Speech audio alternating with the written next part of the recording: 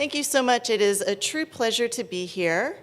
And I would like to start off by introducing a couple of important guests that we have here with us. First, Amy Goodlow is principal of Rocky Run Middle School in Chantilly, Virginia. An educator for over 20 years, Dr. Goodlow has served as a teacher and administrator at the elementary and secondary levels and is an adjunct professor at the University of Virginia. Welcome, Amy. Thank you.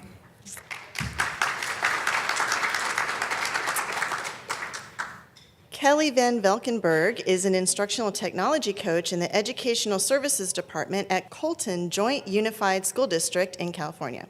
She is a Google certified educator and credentialed library media teacher with subject matter authorizations in information and digital literacy, as well as credentials in English and in health.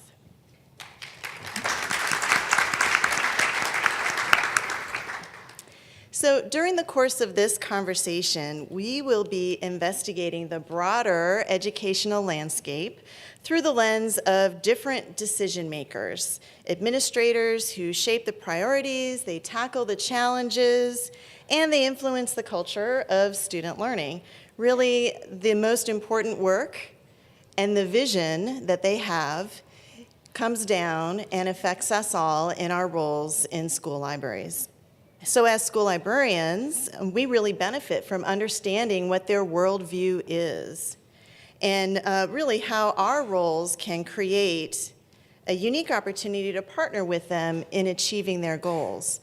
And so we're all about collaboration, we're all about making a difference, and sometimes it's important for us to put ourselves in the world of others who have that great responsibility in focusing on an organization that is going to have a tremendous impact on our lives as librarians, but more importantly, on the lives of our students. And so the idea behind this conversation that we're about to have is to provide an opportunity for us to get a little insight into thinking and processes, into challenges and obstacles, and the overall priorities of people who maybe we don't get to have these really candid conversations with on a daily basis. So you will see around your table a card that has some lines on it. And the idea is to have in the back of your mind as you're listening to this conversation a driving question. So the question, how can school librarians make a difference in the essential priorities and challenges of administration, is not a question that our guests are going to answer, but it's one that would be really beneficial for all of us to think about as we're hearing their points of view. And at the same time, as you think about the answer to that question, I invite you to consider 3 really critical roles that a librarian has in a school. One, of course, being an instructional leader, how you can act as a potential change agent, and then, of course, as a literacies expert. So thinking about those aspects as your driving question, I invite you to have a back channel conversation on Twitter using the hashtag, the official hashtag, I think is SLJ Summit 17 is what I saw, SLJ Summit. Just SLJ Summit. So using the hashtag SLJ Summit, I invite you to have a back channel conversation as you are listening to our guests today. So having said that, I'm going to go ahead and invite Amy to tell us a little bit about your current role and who you serve, and give us just some insight into your processes as you consider what your priorities might be. I'm currently the proud principal at Rocky Run Middle School, which is a diverse, very high-achieving school for about 1,320 7th and 8th graders. And I'm only in my 2nd year as the principal there. It's really dynamic community and staff. I spent 10 years at the elementary level. And so this is a big change and learning curve for me. Very, very exciting. Exciting time to learn and grow with my staff and right along with the kids. So how do I look at my decision-making process, priorities?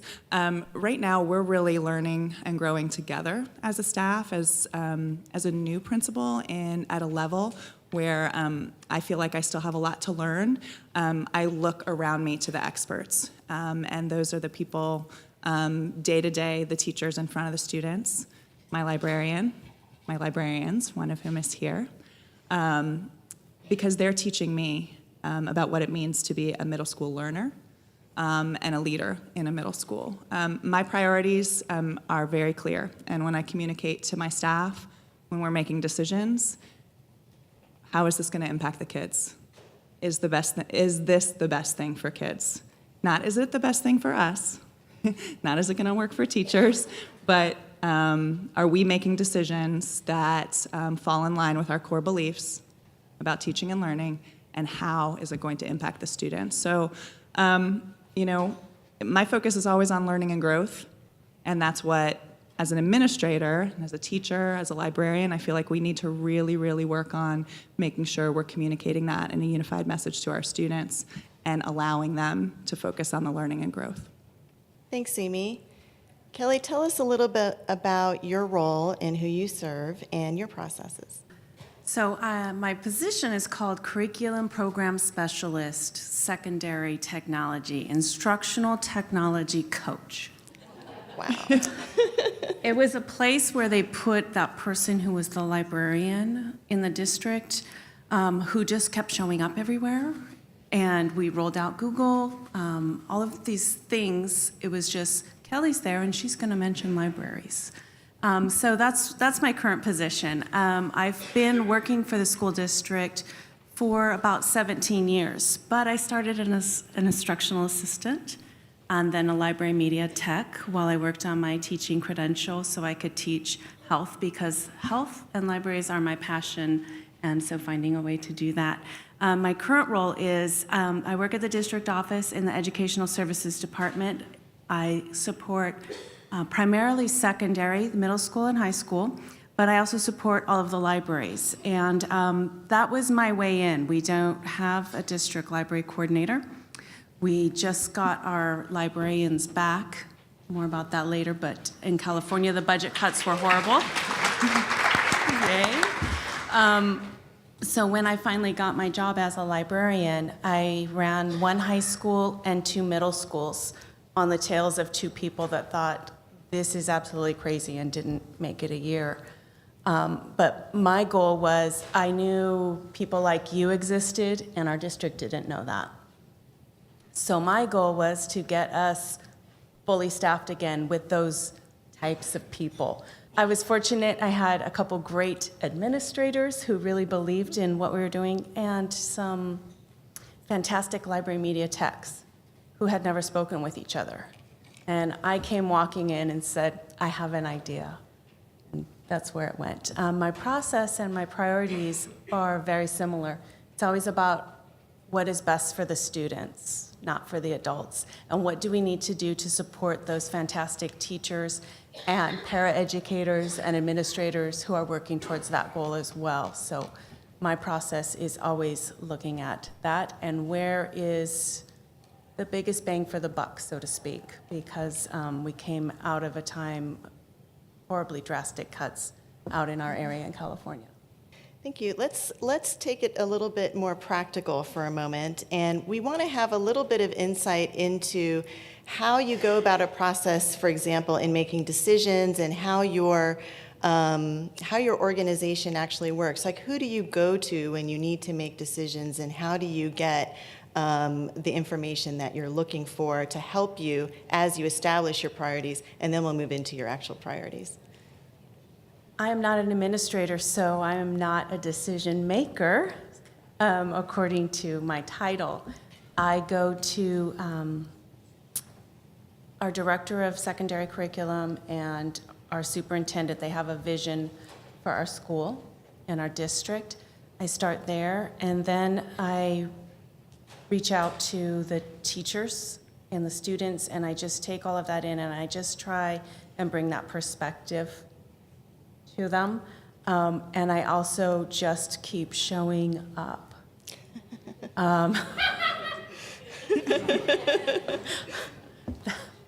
That's really how I got on the budget committee.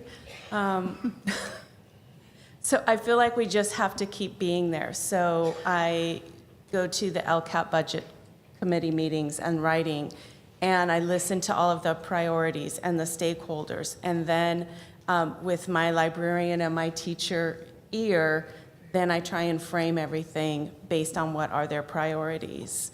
And of course, everything is, well, did you know a library could do that? And if we only had more librarians, they would do that, and they are a bargain. So depending on who the audience is, I really try and understand where they're coming from and listen. My process is not dissimilar from what Kelly's describing. So in running a large school building, we have a lot of staff, over 130 staff members all told, who, not only make sure that our building is clean and safe, but are in front of the students every single day and making sure their learning experiences are outstanding. I can't make decisions in a vacuum. I have a really diverse administrative team, and yet we're not boots on the ground every day in the classroom in front of students. So we have to think about every decision we make and how it impacts the individual teacher and the individual student and potentially the parents and the community as well. So I really value, like Kelly was describing, just the interaction with stakeholders, whether it's teachers who pop by my door just for a quick conversation, and then I can pick that teacher's brain for 5 minutes and say, hey, I'm thinking about this. Tell me your thoughts on it.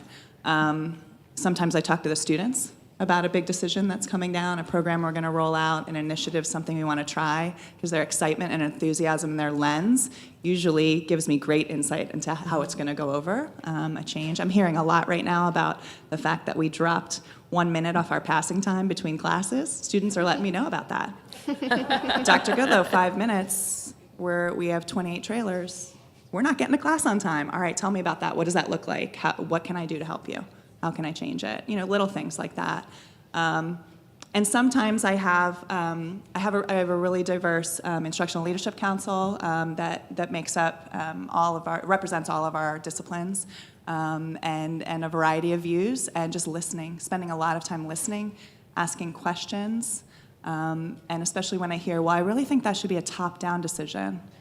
Help me understand that. Help me understand what that looks like. Why does that need to be a decision that your principal makes when we're all in it together? We're all going to have to execute whatever that decision means for us. So I spend a lot of time listening. And again, being newer in a role in a school that I'm not as familiar with yet, I found that when my staff asks for clear communication, when they ask for the why behind something, it's really critical that I share that as a decision maker. That's what fosters the buy-in. Thank you. Now, when you think about the work that you have to do on a day-to-day basis, all of us are faced with tasks that we have to do. They're functions of our jobs, whatever job that may be.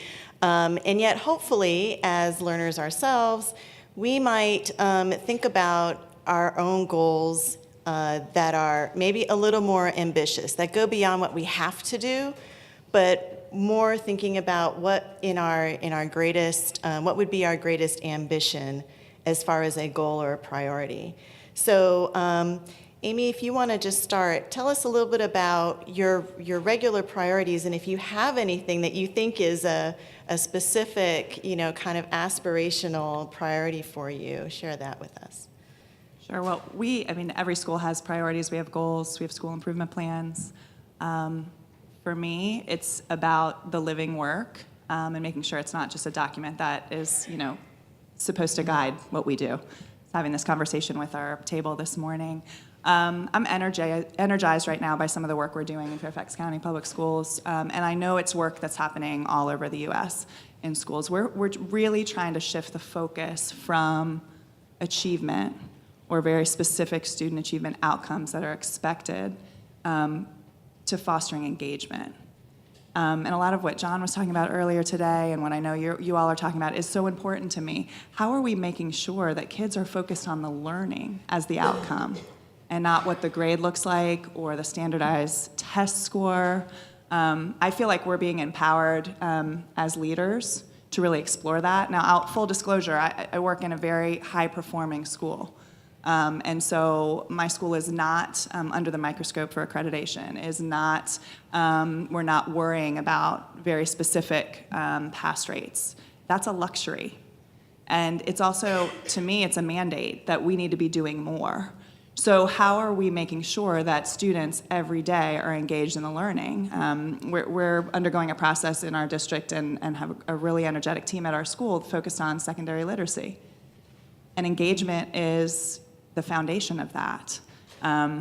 He who does the talking is doing the learning. And so we're trying to foster that within our school building, and that is what excites me every day, is that we can look at that, and we need to make fostering student engagement, whether it's through our blended learning initiative that we're working on right now, and I'm probably going too long too, Priscilla.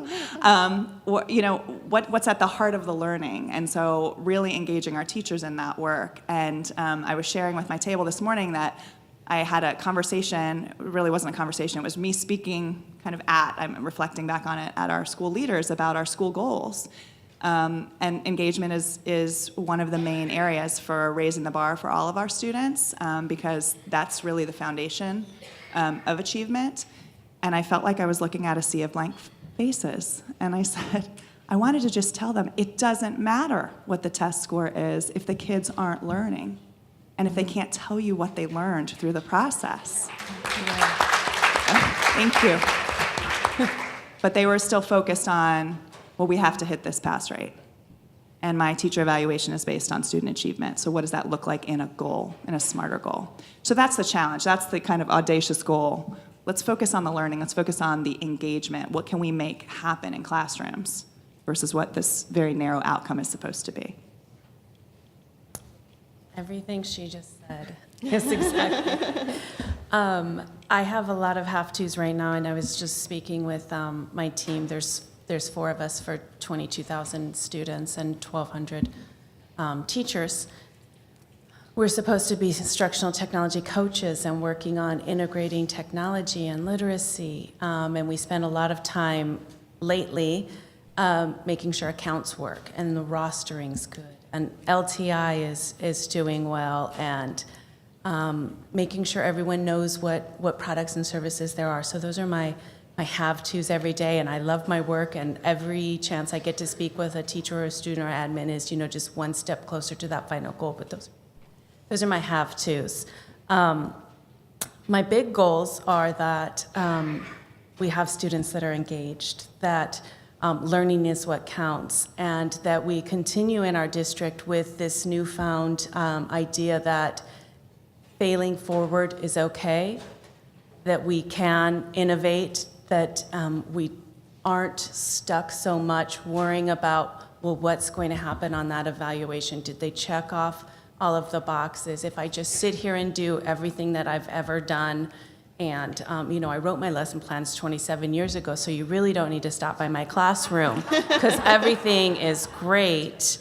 Is that okay? And so that's my big goal. And then everything comes from that. So if we could get our elementaries to have a teacher librarian and a tech that gets to work more than 5 or 6 hours a day, just put a book on the shelf, take a book off the shelf. It could be so much more. So my big audacious goal is to really share the vision, to let people see what that looks like, and it's okay, and trust the process and the students and the teachers.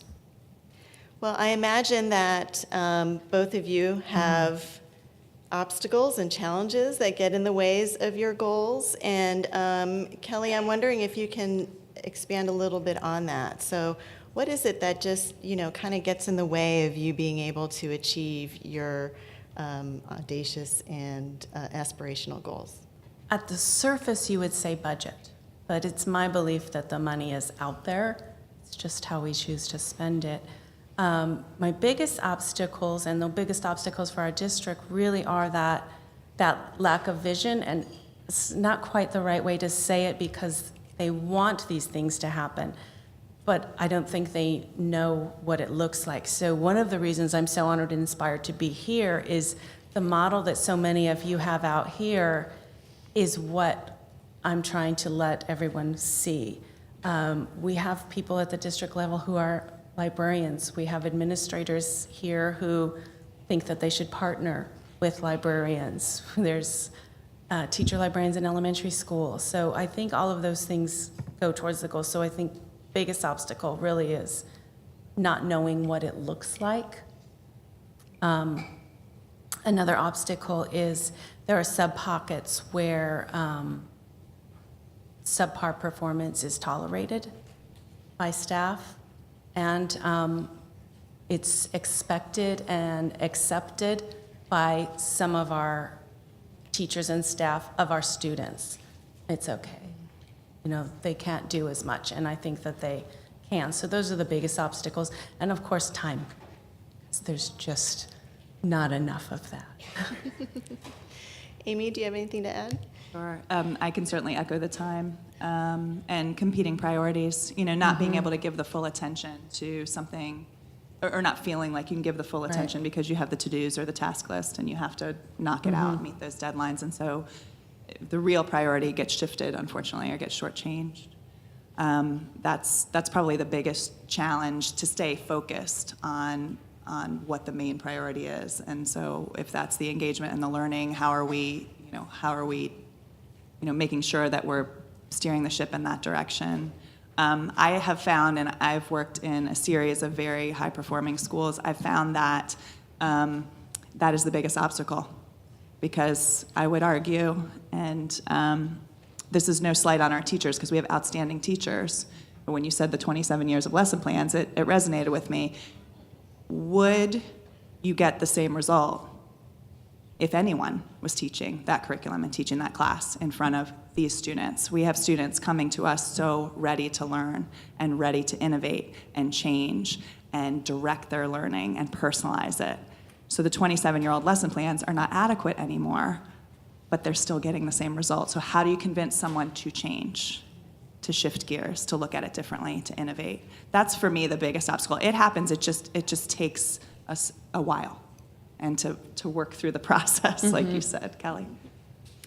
So then what strategies can you employ, or what thoughts do you have about stepping outside of the patterns that you talk about with educators? Or, I think everyone here would say time and money are difficulties that we all face. So what strategies can you share that you do, or the people around you work with in order to push through those?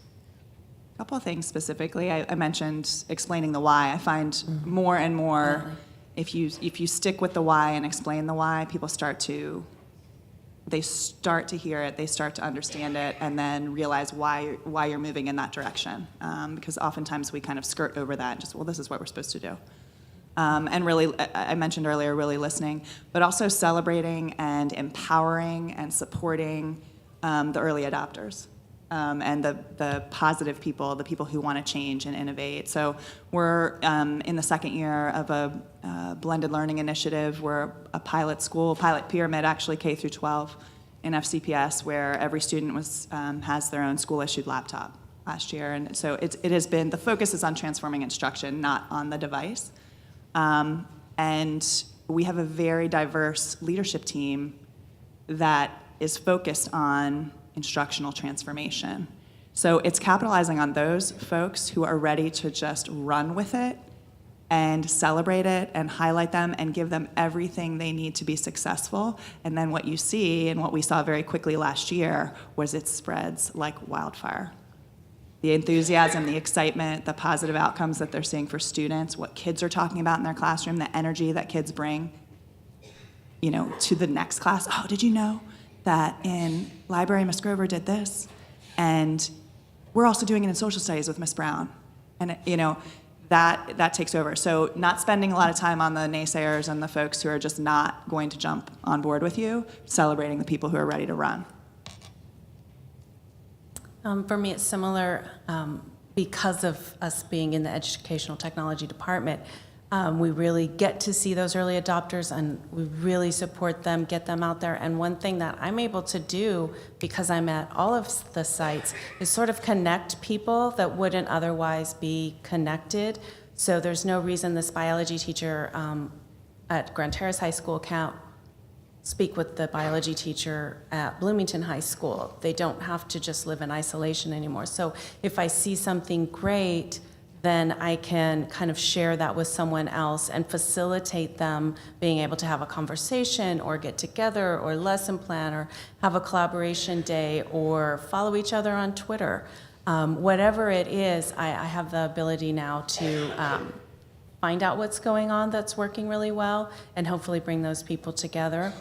And then the next pocket of people, the ones that are sort of on the cusp but are living in a little bit of fear, that's where the special part of this job really lies, is supporting them by meeting them where they are, valuing all of the experiences that they do have. They maybe are phenomenal teachers, and this one little thing that we have that someone else is doing is just going to amp that up even more. So working with that group of people and making them feel really supported. And So to follow up, both of you talked about how people who are early adopters, people who are enthusiastic about whatever the priorities are, come to your attention.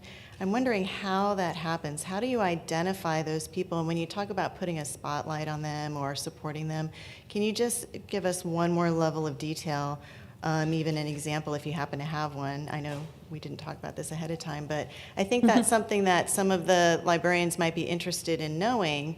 How do you get the attention of your school administrator or your leadership when you are someone who believes in the priorities?